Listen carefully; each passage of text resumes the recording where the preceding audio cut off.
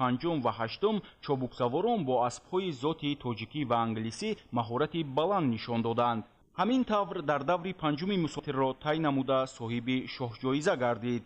дар даври ҳаштум боша шоҳҷоиза насиби варзишгар Фирдавс Саломов гардид, ки бо аспи Усмонҷон Алиев аз шаҳри Хуҷанд бо номи Метеор дар 2 дақиқаю 55 сония масофаи 2400 метрро аввалин шуда тай намуд.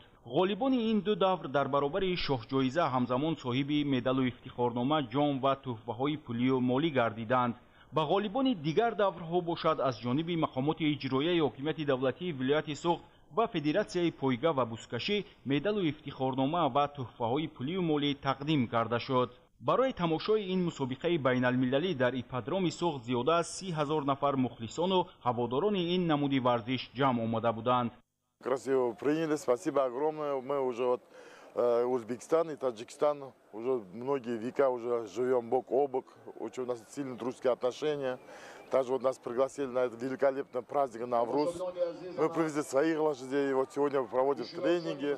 Также огромную хочу благодарность принести президенту Таджикистана от имени представителей коневодства и конного спорта Узбекистана. Также за такое красивое мероприятие, которое организовали руководство. Очень все красиво, интересно все получается, красиво, интересно все получается. Мы все конники, мы объединяемся, именно нас объединяет конный спорт.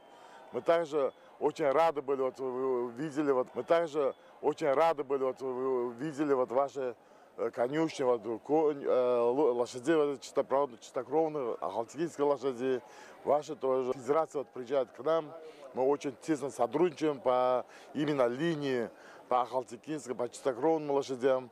мусобиқаи байналмилалӣ оид ба шиноварӣ бошад дар шаҳри Хуҷанд баргузор шуд. дар маросими ифтитоҳи ин чорабинии варзишӣ таъкид гардид, ки сиёсати хиратмандона ва дастгирию пуштибонии пешвои муаззами миллат муҳтарам Эмомалӣ Раҳмон нисбат ба варзиш ва варзишгарон имконият фароҳам овардааст, то варзишгарони мо дар арсаи ҷаҳонӣ мақом ва манзалати хоса касб намоянд. онҳо дар чемпионатҳои сатҳи ҷаҳонию байналмилалӣ бо маҳорати хоса қувваозмоӣ намуда медалу ҷоиза ва унвонҳои баландро соҳиб шудаанд. бо баробари ривожу равнақи намудҳои гуногуни варзиш дар давраи соҳибистиқлолии Тоҷикистон ба намуди шиноварӣ низ эътибори хоса зоҳир гардид, ки алҳол яке аз намудҳои маъмул ба ҳисоб меравад ва шумораи дӯстдорони он аз ҳисоби ҷавонону наврасон то рафт меафзояд. дар мусобиқаи байналмилалӣ оид ба шиноварӣ, ки 3 рӯз идома ёфт, 80 нафар варзишгар аз Тоҷикистон, Узбекистон ва Қирғизистон иштирок намуда малакаю маҳорати худро нишон доданд. мусобиқа дар масофаи 50, 100, 200, 400 метр аз рӯи 4 намуди шиноварӣ сурат гирифт. Несколько соревнований проходят именно народу Таджикистана за такую теплую встречу в Республике Таджикистан, за организацию такого масштабного соревнования. Эти соревнования уже на сегодняшний день являются традиционными. И мы уже очень часто приезжаем и видим, что спорт именно в наших регионах, в Азии имеется в виду, и в частности в Таджикистане развивается очень сильно бурно. من در این مسابقه در نمود طرز آزاد در مسافه 200 متر به گرفتن مقام اول مشرف شدم. منتداری خود را به تشکیل کننده های این چهاربینی ورزشی میرسانم. از استقبال و پذیرایی صمیمی مردم تاجیکستان بسیار خرسندم. آینده میخواهم باز برای اشتراک در چنین مسابقه ها به تاجیکستان تشریف آورم. ба ғолибони ин чорабинии варзишӣ медалу ифтихорнома, ҷом ва тӯҳфаҳои мақомоти иҷроияи ҳокимияти давлатии вилояти Суғд ва Федератсияи миллии шиноварии Тоҷикистон дар фазои тантанавӣ тақдим карда шуд.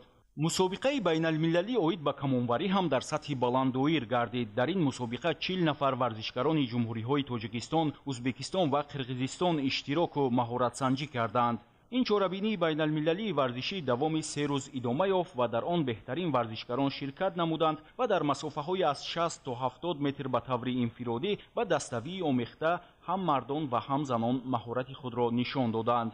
ёдовар мешавем, ки мактаби махсуси варзишӣ оид ба намудҳои камонварӣ дар вилояти Суғд маҳз бо иштироки президенти ҷумҳурии Тоҷикистон муҳтарам Эмомалӣ Раҳмон ифтитоҳ гардид ва имрӯз дар он беш аз 100 нафар дастпарварони варзиши камонварӣ ба машқу тамрин машғул ҳастанд.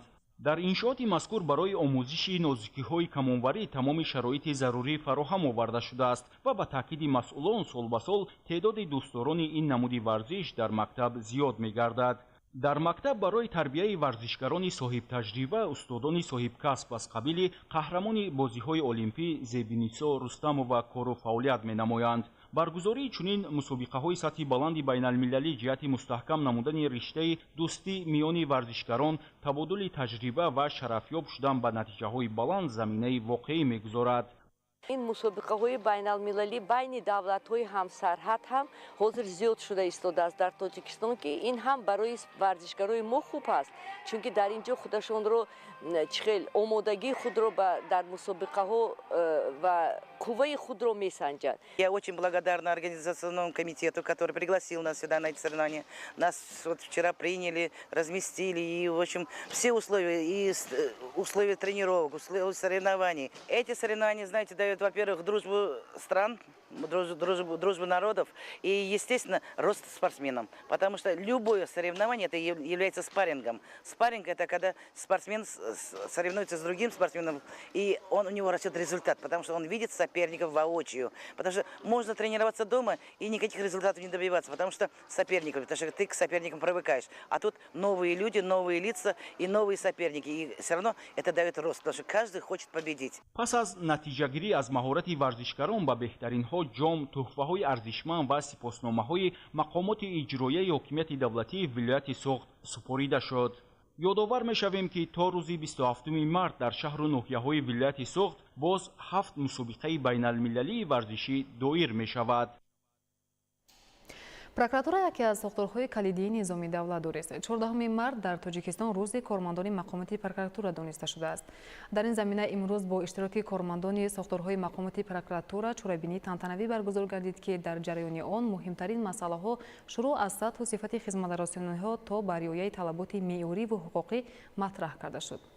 гузориш дар ин хусус.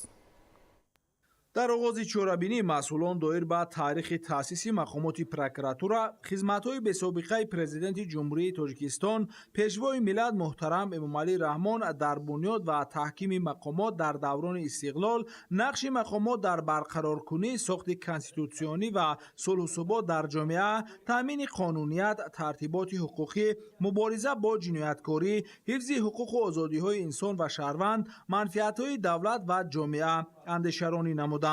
зимни баргузории маҷлиси тантанавӣ бо назардошти иҷрои намунавори вазифаҳои хизматӣ, меҳнати софдилонаю бенуқсон, ба даст овардани муваффақияти шоён дар пурзур намудани қонуният ва тартиботи ҳуқуқӣ бахшида ба рӯзи кормандони прокуратураи ҷумҳурии Тоҷикистон як зумра кормандон ҳавасманд гардонида шуданд.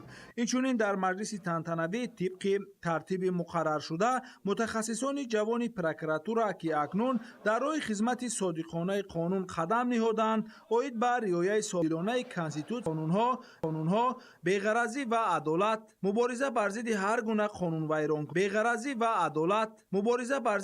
гуна қонунвайронкунӣ, сарфи назар самаранок бурдани назорати прокурорӣ ва тафтиши пешакӣ, азиз доштани шарафи касбӣ, садоқатмандӣ, тозагии ганд ёд намуданд. ҷамъомади тантанавӣ ки дар прокуратураи вилояти Суғд баргузор гардид, иштирокдорон назар намуда нақши ниҳоди муҳими давлатдориро дар ҳифзи арзишҳои ҷомеаи демократӣ, қонуният, тартиботи ҷамъиятӣ, ҳуқуқу озодиҳои инсон ва шаҳрванд, манфиатҳои давлат ва ҷомеа, ошкору пешгирӣ намудани қонунвайронкуниҳо ва мубориза бо ҷинояткорӣ бориз арзёбӣ карданд. ба гуфти иштирокдорон дар замони истиқлоли давлатӣ мақомоти прокуратураи Тоҷикистон чун дигар сохторҳои давлатӣ таҳаввулоти зиёдеро аз сар гузаронида дар ҷомеа ҳамчун ниҳоди мустақил ва ҷавобгӯ ба принсипҳои демократии давлатдорӣ ҷойгоҳи шоиста касб намуд. зеро дар ин давра барои фаъолияти самараноки мақомоти прокуратура заминаҳои устувори ҳуқуқӣ конститутсионӣ ташаккул ёфта, ваколату салоҳияти назоративу мудофиавии он дақиқан муайян шуд. дар ин робита самтҳои асосии фаъолияти прокуратура бо назардошти манфиатҳои миллӣ, ҳифзи арзишҳои истиқлолият, вазъи қонуният ва тартиботи ҳуқуқӣ дар мамлакат мушаххас гардид. аз ҳамин дидгоҳ метавон гуфт ки заминаҳои рушд ва таҳкими фаъолияти мақомоти прокуратура дар ҷумҳурии Тоҷикистон ҳамчун ниҳоди мустақили давлатӣ ва таърихи давлатдории навини тоҷикон, яъне ба даст овардани истиқлолияти давлатӣ пайванди ногусастанӣ дорад. бо назардошти нақши арзишманди прокуратура дар ҳаёти сиёсиву иҷтимоии ҷомеа, ҳукумати мамлакат ҷиҳати фароҳам овардани шароити мусоиди корӣ ва ҳифзи иҷтимоии кормандони ин мақомот ҳамаи тадбирҳои заруриро амалӣ мегардонад. дар вилояти суғд барои фароҳам овардани шароити мусоид ба кормандон биноҳои маъмурии прокуратураҳои як қатор шаҳру ноҳияҳо бунёду навсозӣ гардид. кормандони мақомоти прокуратура дар ҷавоб ба чунин ғамхориву дастгириҳо барои тақвияти самаранокии фаъолият дар ҳамаи самтҳои назорати прокурорӣ масъулияти бештар нишон дода, дар таъмини волояти қонун ва пешрафти тоҷикистони соҳибистиқлол саҳми назаррас мегузоранд. дар фарҷоми чорабинӣ гурӯҳи кормандон ва собиқадорони соҳа бо сипоснома ва тӯҳфаҳои мақомоти иҷроии ҳокимияти давлатии вилоят, прокуратураи генералии ҷумҳурии Тоҷикистон ва прокуратураи вилояти суғд қадрдонӣ шуданд.